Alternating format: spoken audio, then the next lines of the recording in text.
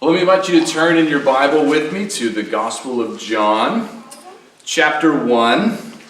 And we're going to talk a little bit today to kind of set this up about preparation. All right, so I want you to imagine what would happen in your house, in your family, if one night everyone was summoned to the dinner table and instead of finding a warm, fully prepared meal, instead, what everybody found when they came to the dinner table was all the ingredients to prepare a meal, but nothing had yet been prepared. How would that go over? You probably hear a fair amount of grumbling and complaining, right? Because preparation is hard work. And usually we like to enjoy the result of the preparation. We're not usually all that interested in the preparation itself, right? In other words, like, think about sports. We like to watch athletes compete. We don't really like to watch them practice as much, unless you're, really, really into that sport, right? Some people really like to cook. Most people just like to show up to a hot meal, right? But the preparation is important, not only so that you can have the hot meal or watch the sporting event or whatever, but the preparation also helps build the anticipation for the event, right? You might not like preparing the meal, but don't you like to smell it while it's cooking in the kitchen? It makes you start anticipating what's for dinner. This is going to be good. I'm starting to get hungry. I'm more excited about the meal now than I was a few minutes ago because I can smell it, right?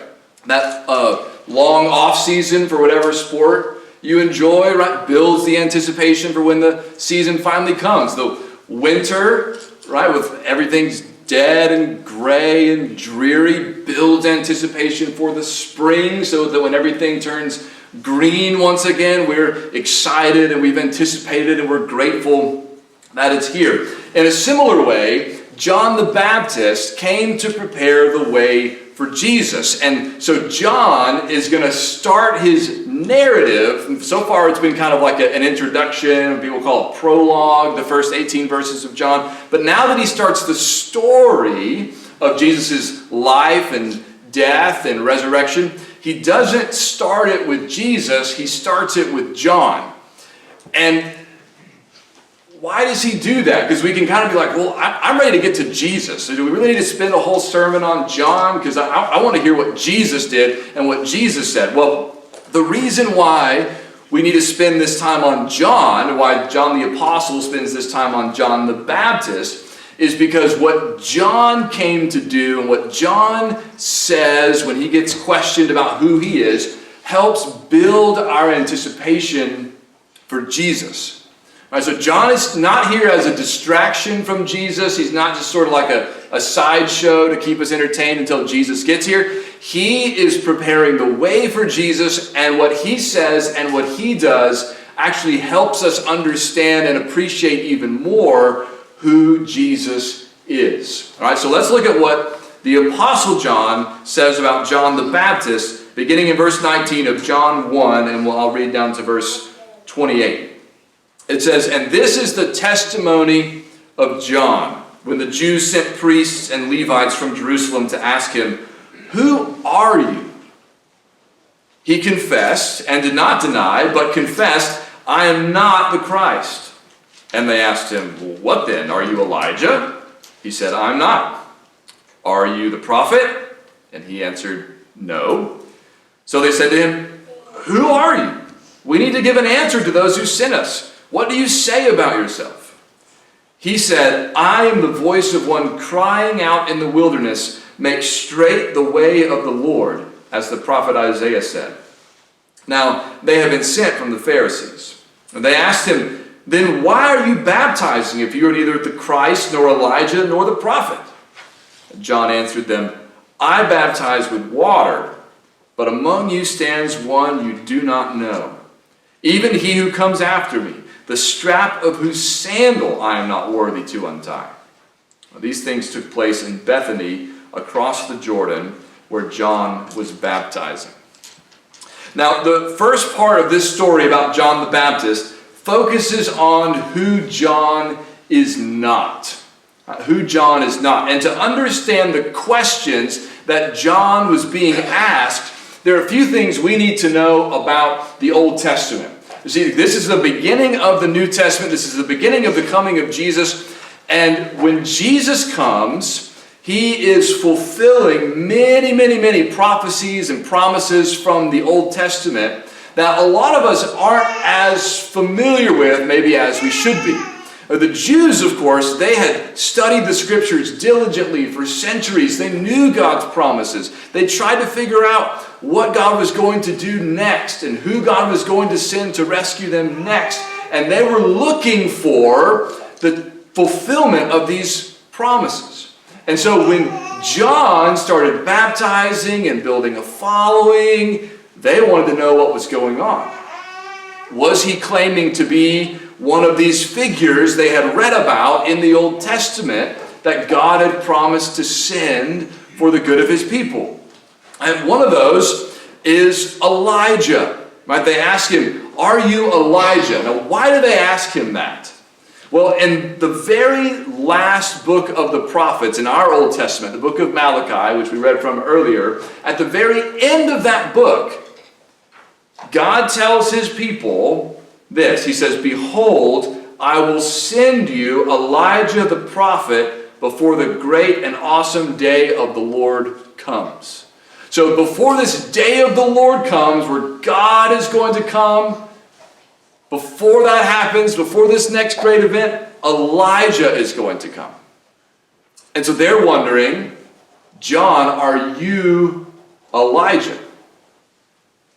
There was another figure promised in the Old Testament. We'll come back to why John says no to that in just a moment. There's another figure in the Old Testament they're wondering about when they talk to John, and that is a particular prophet that was promised to come by Moses. Now, of course, there were a lot of prophets in the Old Testament. Elijah is one of them.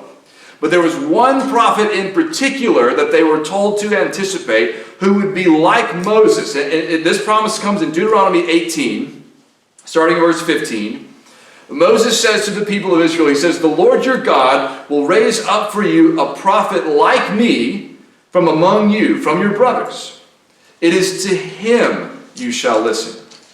The Lord said, "I will raise up for them a prophet like you from among their brothers." Now God speaking to Moses. "And I will put my words in his mouth, and he shall speak to them all that I command him. And whoever will not listen to my words that he shall speak in my name, I myself will require it of him." Now, we might wonder, well, hadn't that prophet already come? Because a lot of prophets came after Moses. But at the end of Deuteronomy, we're told this: "There has not arisen a prophet since in Israel like Moses, whom the Lord knew face to face. None like him for all the signs and the wonders that the Lord sent him to do in the land of Egypt, to Pharaoh and to all his servants and to all his land, and for all the mighty power and all the great deeds of terror that Moses did in the sight of all Israel." Now, a lot of years have passed since the end of Deuteronomy had been written, but evidently the Jews were still convinced, at least some of them, that this prophet promised by Moses was so significant and was so distinct, even from a prophet like Elijah or Elisha, that they thought this prophet had not yet come, and indeed he hadn't. So they asked Elijah, "Are you not a prophet? Are you the prophet, the one Moses talked about?" John says no to that as well. They also ask him, well, actually they don't ask him, he tells them, "I am not the Christ." Right? The Christ is the same word as the Messiah, right? And the Messiah was also talked about in the Old Testament, Daniel chapter 9, one of the more complicated and challenging prophecies in the book of Daniel, which is challenging in itself, talks about an anointed one, which is what Messiah or Christ means, being cut off. And whether they had that particular prophecy in mind or not, we know from the New Testament that many of the promises from the Old Testament, including the promise of this particular prophet, they're all wrapped up in this one term, Christ, Messiah, the anointed one, the promised one. We know who that is, right? We know it's Jesus, but at that time they didn't know yet who it was going to be.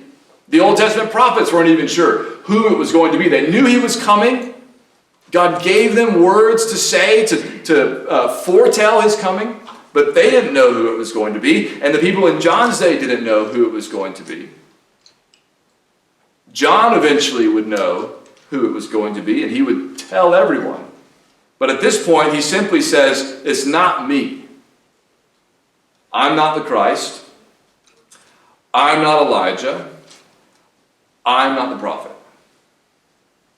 That's a lot of nots, right? A lot of negatives. But in answering those questions that way, and seeming to be content with just saying who he's not, John reminds us that it's also important for us to remember who we are not.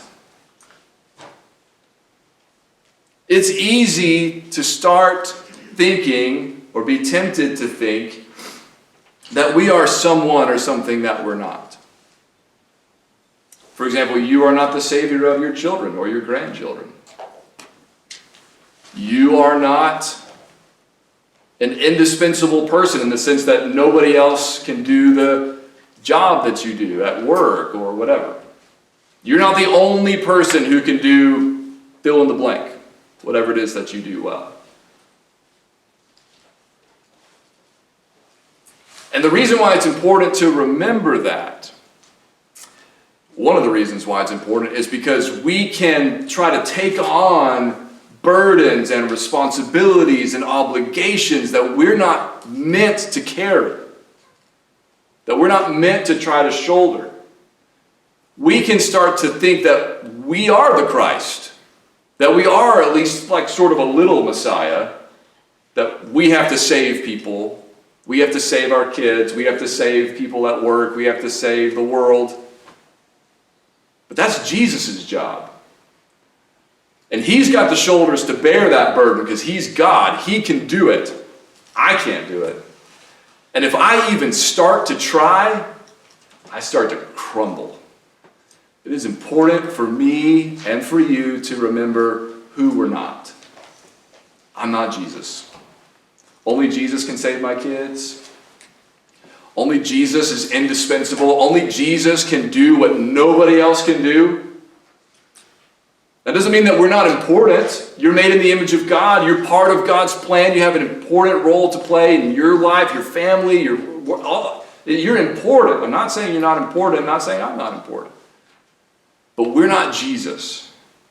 And we don't need to think of ourselves as more important than we really are. It's dangerous to do that in lots of ways. We need to be able to be like John and say, that's not me. That's not my job. Don't come asking me if I'm the Messiah. That's not my job. I can't save anybody.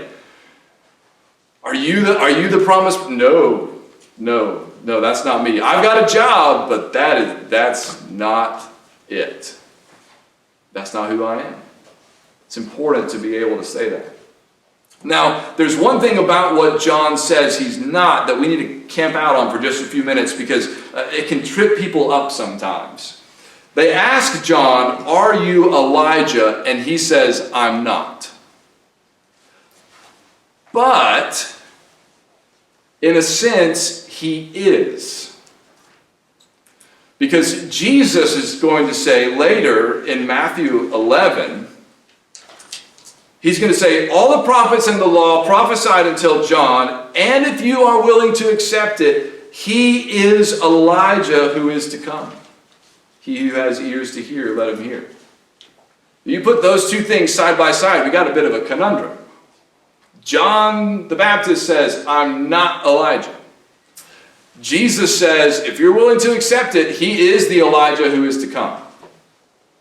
And it's not just Jesus, though that would certainly be enough. When the angel came to Zechariah, who's John the Baptist's father, to tell Zechariah that his wife Elizabeth was going to have a son who was going to have a particular job to prepare the way for the coming of the Lord, here's what the angel said. He said, your son, he will turn many of the children of Israel to the Lord their God, and he will go before him in the spirit and power of Elijah, to turn the hearts of the fathers to the children and the disobedient to the wisdom of the just, to make ready for the Lord a people prepared. Doesn't that sound like what Malachi said when he said, I will send you Elijah the prophet before the great and awesome day of the Lord, and he will turn the hearts of the fathers to their children and the hearts of the children to the fathers? That's what the angel said. The angel is not only saying he's going to come in the spirit and the power of Elijah, he uses the same words from the prophecy about the coming of Elijah to say, this is what your son is going to do. So what do we do with all that? How do we put all that together? Well, here's what John is saying. John is saying, I am not Elijah returned from heaven. Remember, Elijah was the one who was caught up in the whirlwind and the chariot of fire and taken up into the presence of God. He's not like Elijah raised from the dead or Elijah returned from heaven. He's not Elijah come back. Instead, he's what we might call like a second Elijah. Right? Or as the angel put it, he comes in the spirit and power of Elijah. He's an Elijah-like prophet. And John himself not only knew this, but I think proclaimed this through the way that he acted. Okay, because in the Gospel of Mark, when we're told about John's ministry, in Mark 1:6, it says that John was clothed with camel's hair and wore a leather belt around his waist and ate locusts and wild honey. Now, when you hear that as a kid, you just think, that just means John was kind of wild. You know, like he's wearing hairy clothes and eating weird things and living out all by himself. He's just kind of one of those, you know, like you imagine a prophet to be. But there's more going on than that. And this is not stuff I figured out on my own. This is stuff other people have pointed out. And once you see it, it clicks, right? So in 2 Kings chapter 1, somebody has encountered the prophet Elijah, and he's told, I believe it's the king, if I'm remembering correctly. And the king said to them, what kind of man was he who came to meet you and told you these things? They answered him, it says, he wore a garment of hair with a belt of leather about his waist. And he said, it is Elijah the Tishbite. That was Elijah's way of dressing. Apparently, at least in part, with this, they told him how this man was dressed. He's like, that's Elijah.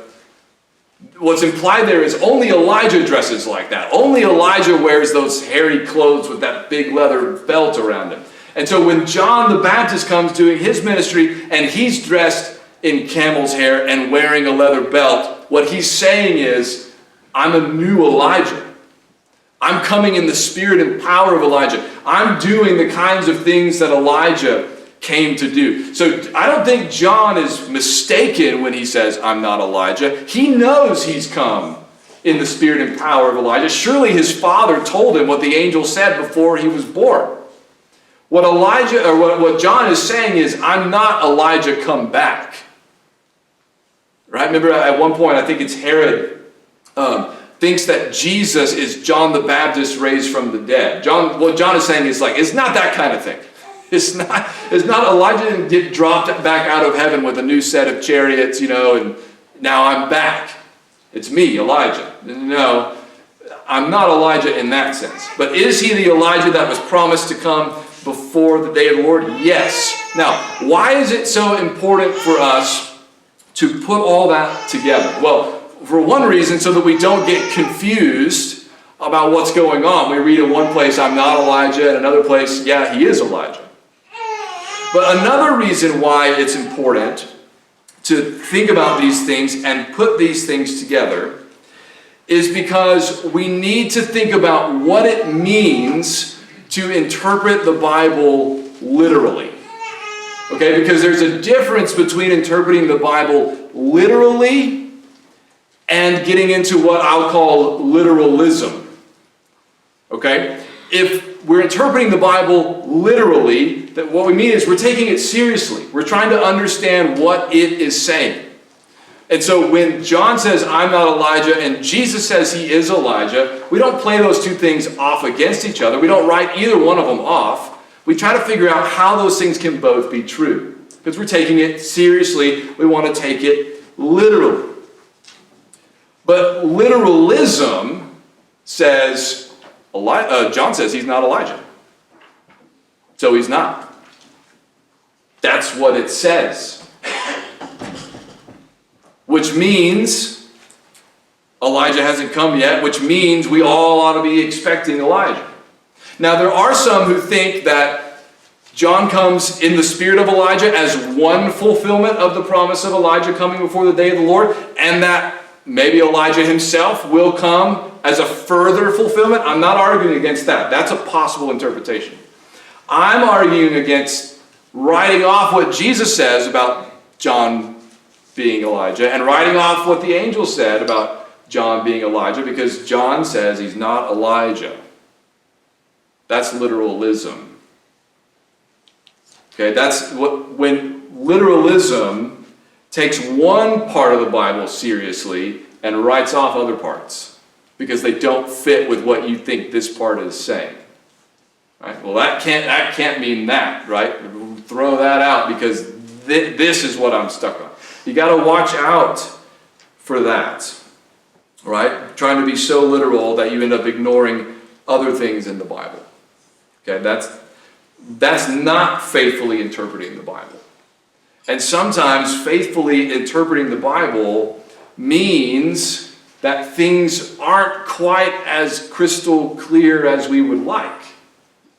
Because in fact, there may be some of you who are saying, like, well, I just wish John would have said, I am Elijah. Then we wouldn't have to worry about this, right? But that's not what we've got in the Bible. We have to deal with what we've got. And it all comes together. It all makes sense if we don't try to make it fit into our little boxes of how things are supposed to work. We need to listen to Jesus and the apostles and let them teach us how to interpret the Bible. So that when you read a prophecy like Malachi about the coming of Elijah, and Jesus says, if you're willing to accept it, John is the Elijah to come, you say, I'm with Jesus. I'm willing to accept it because that's what he said. And he knows the Old Testament way better than I do, so I'm going to go with that. I'm going to go with John is Elijah. That's the kind of attitude you want to have interpreting the Bible. If Paul says this is what that verse of the Old Testament means, that's what it means. Because Paul's not only smarter than me, right? He's also inspired by the Holy Spirit, which I'm not. So I'm going to go with what Paul says. Right? So that's another reason to think that's to pay attention to these kind of things, because it's one of the things we forget, right? As one guy said, it's easy you can fall into the ditch on both sides of the road, right? We tend to think that the only way to get in the ditch is to not take the Bible seriously enough. And you're not literal enough, and so then you start sort of like just say, well, we don't, you just start, kind of excusing parts of the Bible away. It's also possible to try to take the Bible so seriously that you end up in the ditch on the other side of the road, ignoring other parts of the Bible because they don't fit with what you think is going on over here in this part. Right? Think about the Pharisees. Did the Pharisees take the Bible seriously? Yeah.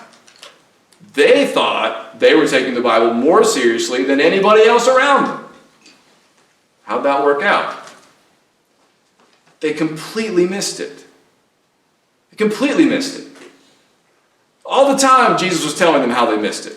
Like, you don't understand this? You're missing that. You think you're keeping the law, but you're actually missing the heart of the law. You're over here trying to make sure you tithe all these spices and stuff. I'm not saying that's bad, but you've forgotten the weighty stuff in the law. You're missing the big picture. So don't get so caught up in like this one interpretation of this one passage that you think you have to hold on to, that you start saying, well, that I don't agree with that part, I don't agree with that part, and start ruling out other parts of the Bible. Okay, that's enough on that. All right, now, who is John? What does he say about himself? Verse 22 says, they say to him, well, who are you? We need to give an answer to those who say. We can't just go back and say, well, he's not any of the people that we thought he was. And then our bosses or whoever sent us, they're going to say, well, who is he? I don't know. Well, why didn't you ask him? We got to ask you, who are you? And John has an answer. He's not out there in the wilderness baptizing people going, I don't know why I'm here. He knows why he's there. It's just not for any of the reasons that they expected. So he tells them, verse 23, here's who I am. I am the voice of one crying out in the wilderness, make straight the way of the Lord, as the prophet Isaiah said. He said, if you want to know who I am, you go read Isaiah 40. Isaiah 40 is talking about me. And Isaiah 40, it's a turning point in the book of Isaiah, where Isaiah has been talking about the coming exile, or pointing toward the coming exile for Israel. And then in chapter 40, he kind of jumps ahead to when the exile is over. Right? And it begins with the words, comfort. Comfort my people. Right? Because God is coming to deliver them. Right? It says, comfort, comfort my people, says your God. Speak tenderly to Jerusalem and cry to her that her warfare is ended, that her iniquity is pardoned, that she has received from the Lord's hand double for all her sins. In other words, the reason you got sent into exile, it's all been taken care of, and now you are going to come home. You're going to come back. And that's when it says, a voice cries, in the wilderness prepare the way of the Lord, make straight the desert, make straight in the desert a highway for our God. John is saying, I'm the one Isaiah talked about, sent to tell you God is coming to deliver us. And we need to get ready. We need to get ready because he's coming. He's coming for our comfort. He's coming for our good. He's coming to deliver us. And we need to be ready when he comes. When it says, in the wilderness, prepare the way of the Lord. Then in the next verse it says, it makes straight in the desert a highway for our God. That means the Lord and God, they're the same person. They're in parallel. You see that in the Bible all the time, especially in the Old Testament. You put two things in parallel like that, it means they're synonyms, basically. They mean more or less the same thing. So when John says, I'm coming to prepare the way of the Lord, he means I'm preparing the way for the coming of God. And who's he preparing the way for? Jesus. And what's the other John been telling us from the very beginning of this book?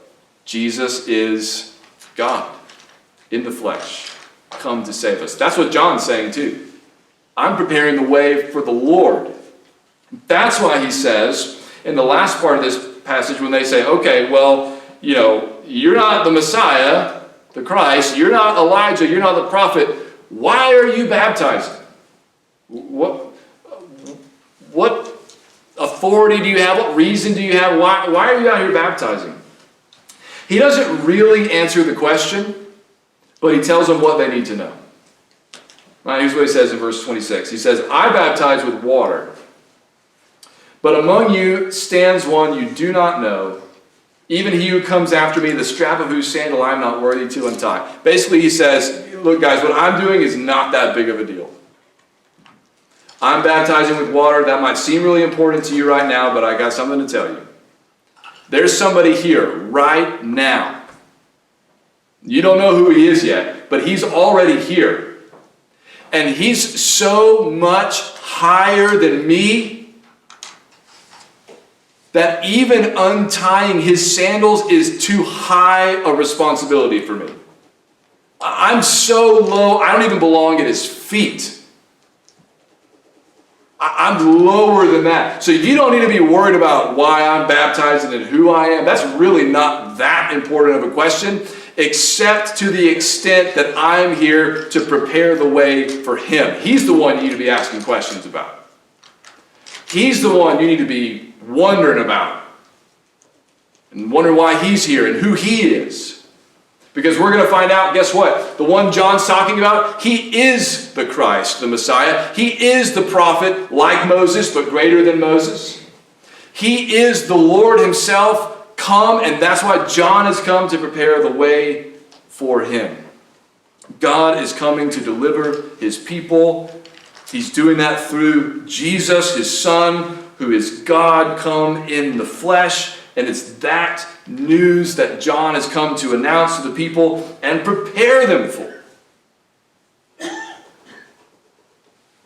How do we prepare for that? Well, the way has already been prepared. Now our job is just to respond. Right? To not get caught up in who John is, not get caught up in who we are, but to remember who we're not and who he is, who Jesus is. Remember, he's the one that if we receive him, if we believe in his name, we receive the right to become children of God. He's the one who came, though no one had ever seen God, he was God, come from the bosom of God the Father to make God known to us.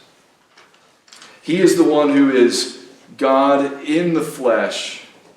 And John says, I got to see his glory. And you know what I saw?